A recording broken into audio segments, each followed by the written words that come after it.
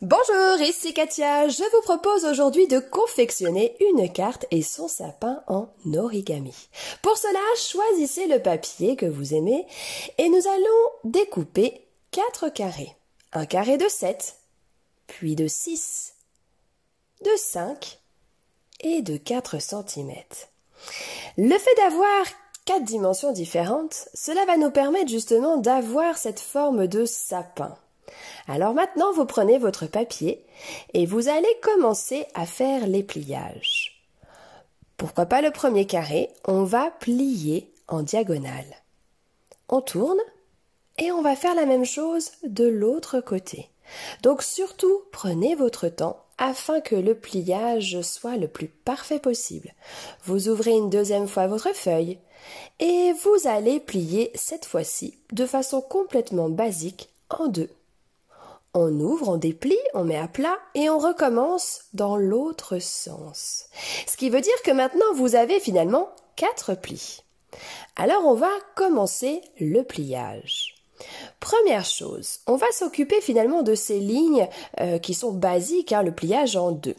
Vous allez en faire une qui aura un pli montant, puis l'autre va avoir un pli en creux. Et suivez ce pliage que vous pouvez visualiser juste maintenant. C'est ce qui vous permet d'obtenir un triangle. Pas d'inquiétude, on va le refaire encore plusieurs fois. Alors on va continuer maintenant. Vous prenez l'un des côtés que vous allez rabattre sur le milieu. Même chose de l'autre côté. Et regardez, vous avez déjà votre forme. Allez, on recommence ce pliage. On prend une feuille, plie en diagonale, deuxième diagonale, on ouvre encore une fois et là on va faire le pli en deux et encore en deux. N'oubliez pas, vous avez un pli en creux, un pli montant. Quand vous avez ce pli montant, sur le côté, vous allez le forcer pour vraiment créer ce triangle. Et c'est ensuite qu'on reprend justement le pliage central. On le refait encore une fois. Pli diagonal, encore en diagonale, puis un pli central, et encore un pli central. Et oui, on le fait 4 fois, n'oubliez pas. Le pli montant, on le pousse vers le centre afin d'obtenir ce beau triangle. Et puis alors on prend la partie du côté que l'on met au centre, puis encore au centre. Et puis bien évidemment, on va faire encore une fois la même chose avec le quatrième.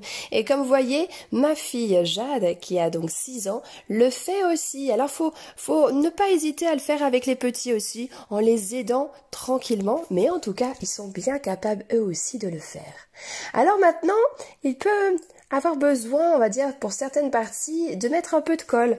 Alors n'hésitez pas à accentuer justement les plis, à mettre un peu de colle pour que justement ce soit un peu figé. Mais c'est pas une obligation.